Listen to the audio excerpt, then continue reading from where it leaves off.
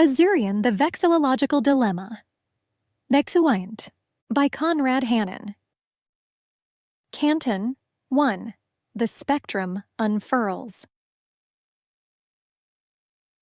In the heart of a bustling metropolis where skyscrapers pierced the heavens and the hum of the city was its constant lullaby, there fluttered a flag, not of a nation, but of a people. This was the spectrum, a grandiose tapestry, each color a testament to a societal group, a microcosm of the city's vibrant diversity. Yet, amid the rainbow of hues, a new color sparked controversy. Azurean, a shade so elusive only a chosen few claimed to see it. The introduction of Azurean to the spectrum was met with a whirlwind of reactions. Some hailed it as a progressive step, a celebration of unseen minorities, while others scoffed, deeming it an absurdity, a color for the deluded. In cafes and street corners, in the hallowed halls of academia, and in the echo chambers of social media, the city buzzed with the question, should Azurean be part of the spectrum? The Hue Council, guardians of the spectrum, found themselves at the center of this maelstrom. They were the arbiters of color, the deciders of what shades represented power, prestige, and identity. And among them sat Ivory, a recent addition representing a newer color on the flag.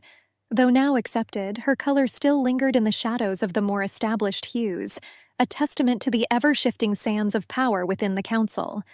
As Ivory navigated the corridors of power, her eyes, a kaleidoscope of the city's hues, reflected a world where colors were more than mere shades. They were symbols of belonging, of authority, and, in the case of Azurean, a battleground for the very soul of the spectrum. Canton 2. Whispers in the Council Chamber. Ivory, draped in her subtly shimmering color, entered the council chamber, where the air was thick with the fragrance of power and the murmur of clandestine theories. Here, beneath the grand dome painted with a fresco of the spectrum, sat the Hue Council, each member a bastion of their respective color. The council's sessions were often a spectacle of wit and wisdom, a battleground of words. As the debate about Azurean commenced, Councillor Vermilion, a veteran of many color wars, leaned forward, his voice a mix of honey and vinegar.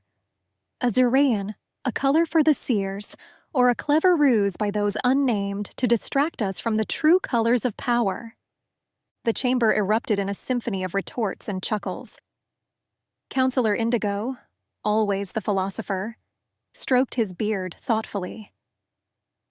But isn't the idea of seeing what others cannot the cornerstone of our spectrum? Azurean challenges the very perception of reality. Isn't that, after all, what we stand for? Ivory listened intently, her mind racing. The insinuation that Azurean was a ploy by the unnamed, those whom the spectrum was meant to counterbalance, was a theory whispered in hushed tones, yet never openly discussed. The irony was not lost on her. The flag that symbolized defiance could, in itself, be a tool of manipulation. As the councillors bantered, their dialogues a chess game of intellect and ideology, Ivory pondered the more profound implications. Azurean, real or imagined, had become a symbol of division, a paradox within the spectrum itself. In the quest for inclusivity, had they ventured too far into the abstract, leaving behind the very people they sought to empower? Councillor Cerulean, known for his pragmatic approach, raised an eyebrow. Let's not forget the spectrum represents all, even those who see or do not see Azurean. Our is to balance representation with reality. The meeting adjourned without resolution, the air still buzzing with theories and jests. Ivory left the chamber, her thoughts a whirlwind. Azurean, a color invisible to most, had become the most visible divide, a mirror reflecting the complexities of their society. Canton 3. Colors of Contention. As days turned to weeks, the city's obsession with Azurean grew, its presence, or absence, coloring conversations in every nook and corner. Ivory, ever the observer, found herself in the heart of these dialogues, her own color a footnote in the grander narrative of Azurean. The debates raged on in the quaint cafe near the council building, where intellectuals and dreamers mingled. A young artist, her hair a rebellion of colors, proclaimed, Azurean is the future. It's the evolution of our spectrum, a step beyond the visible. An elderly historian's eyes reflecting the wisdom of eras past countered. But what of our roots? The spectrum was to represent the tangible, the real struggles. Azurean muddies the waters, turning our flag into a fantasy. Ivory, sipping her tea, absorbed these exchanges.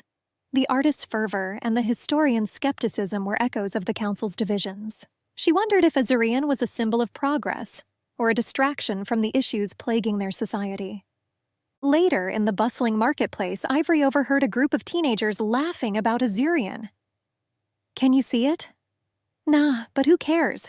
It's all a game of who's more unique, more oppressed," jested one, his laughter masking a hint of cynicism. That evening, under the amber glow of the city lights, Ivory pondered the day's events. Azurean, once a mere color, had become a metaphor for the city's identity crisis. In their quest for inclusivity, had they instead fostered a culture of division and one-upmanship? The council's next session loomed, and with it the burden of decision. Ivory knew that whatever the outcome, the ripples would be felt throughout the city. The spectrum, once a symbol of unity, now reflected a kaleidoscope of conflicts, each color vying for its place under the sun. Canton 4. The spectrum's reflection. The day of the council's decisive session arrived, a day that promised to etch its mark in the annals of the city's history. The chamber was a crucible of anticipation, each councilor carrying the weight of their color, community, and beliefs. Ivory, her presence now more than just a footnote, felt the gravity of the moment. The debate over Azurean had transcended beyond mere color. It was about the essence of the spectrum itself. What did it represent? Who did it include? And at what point did inclusion become an abstraction, a departure from reality? Councillor Maroon, often the voice of reason, addressed the chamber. "We stand at a crossroads. Azurean has stirred our city and challenged our perceptions. But let us not forget that the spectrum is not just a flag, but a symbol of our collective identity. Our decision today will define us for better or worse." The debate that followed was a tempest of eloquence and emotion. Arguments were made, philosophies clashed, and Ivory found herself torn. Each word spoken in that chamber was a brushstroke on the canvas of their society, painting a picture of a future yet uncertain. As the hour grew late, the council reached its decision. Azurean would be part of the spectrum, but not as a standalone color. Instead, it would be a hue visible only under certain lights, a metaphor for the unseen, the unspoken, the unrecognized. It was a compromise, a reflection of the complexity of their society. Ivory left the chamber with mixed feelings. The decision was made, yet the debate was far from over. Now, with Azurean, the spectrum was both a beacon of progress and a mirror of societal fractures. The city would continue to debate, to evolve, to question. The story of the spectrum in Azurean, as observed by Ivory, was a tapestry of colors, each thread intertwined with the next, creating a pattern of endless possibilities. Ultimately, Azurean was more than a color. It was a question, a conversation, a reflection of a society in constant flux. Canton 5. The Shades of Change. In the aftermath of the council's decision, the spectrum, now inclusive of Azurean, fluttered above the city. A symbol of change, yet a canvas of ongoing discontent. Ivory witnessed the city's transformation, struggles, and triumphs as a councilor and citizen. The inclusion of Azurean sparked a new movement within the city.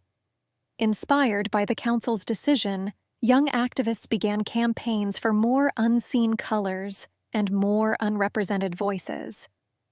The spectrum is incomplete, they argued, until every unseen shade is recognized. While noble in its intent, this movement opened a Pandora's box of challenges, each new color bringing its own set of complexities and contentions. Meanwhile, a counter-movement emerged, advocating for a return to the original spectrum. "In our quest for inclusivity, we've lost sight of our roots," they claimed. The spectrum was meant to unify, not divide. This group, consisting of traditionalists and skeptics, saw the ever-expanding spectrum as a departure from its original purpose. Ivory found herself at the center of these conflicting ideologies. Her role on the council and connection to one of the newer colors gave her a unique perspective. She saw the merit in both arguments, the need for inclusivity and the importance of preserving the spectrum's original intent. Amidst these societal shifts, a renowned philosopher visited the city, igniting further debate with a provocative question. Is the spectrum a reflection of our society, or is our society a reflection of the spectrum? This question resonated with many, including Ivory, who began to see the spectrum not just as a flag, but as a metaphor for the city's evolving identity. Canton 6 Echoes of Azurean. As seasons changed, so did the city's relationship with the spectrum. The decision to include Azurean, once a contentious issue, had now become a part of the city's fabric, but not without leaving its indelible mark.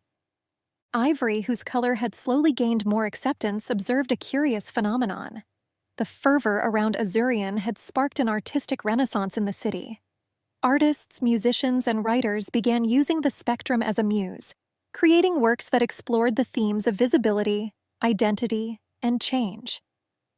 Azurean, in particular, became a symbol of the unseen, inspiring art that played with light and perception.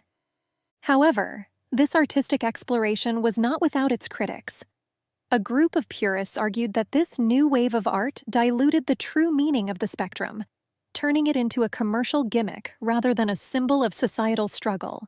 Debates raged in galleries and theaters, on social media platforms, and in the columns of newspapers. Amidst this cultural upheaval, Ivory encountered a group of scientists who had begun a project to scientifically analyze the spectrum. Their goal was to understand how different colors affected societal behavior and perceptions. While grounded in science, this project opened up new philosophical questions about the nature of perception and reality. Once unified under the spectrum, the city now found itself navigating a complex web of interpretations and meanings. The spectrum had become a mirror, reflecting the city's diverse perspectives and experiences. It was no longer just a flag, but a living, breathing entity, constantly reshaped by the people it represented. Reflecting on these developments, Ivory realized that the spectrum's true power lay in its ability to evoke conversation, challenge perceptions, and reflect society's ever-changing nature. Azurean, once a mere color, had become a catalyst for change, a symbol of the city's unending journey toward understanding itself. Escutcheon a new horizon. Mointa start. The city, now a tapestry of colors and debates, continued to evolve under the ever-changing hues of the spectrum. Once an observer, Ivory had become an integral part of this narrative, her color a testament to the city's journey towards inclusivity and understanding. As she walked through the city one evening, the streets alive with the vibrancy of the spectrum, she overheard a conversation that stopped her in her tracks. Full of curiosity and wonder, a young voice spoke out amidst a group of onlookers gazing up at the fluttering flag. "Maybe we can add symbols too," the voice suggested, innocently, yet provocatively. The idea, simple in its utterance, rippled through the crowd. Symbols, unlike colors, could represent ideas, beliefs, and experiences beyond the visual spectrum. The notion was revolutionary yet daunting in its implications. Ivory turned towards the voice, her eyes reflecting the myriad colors of the spectrum. At that moment, she realized that the journey of the spectrum was far from over. The addition of symbols could open a new chapter in the city's narrative, redefining their collective identity once again. The end. Thank you for stopping by. It is my sincere hope that you enjoyed the story. And until next time, stay gruntled.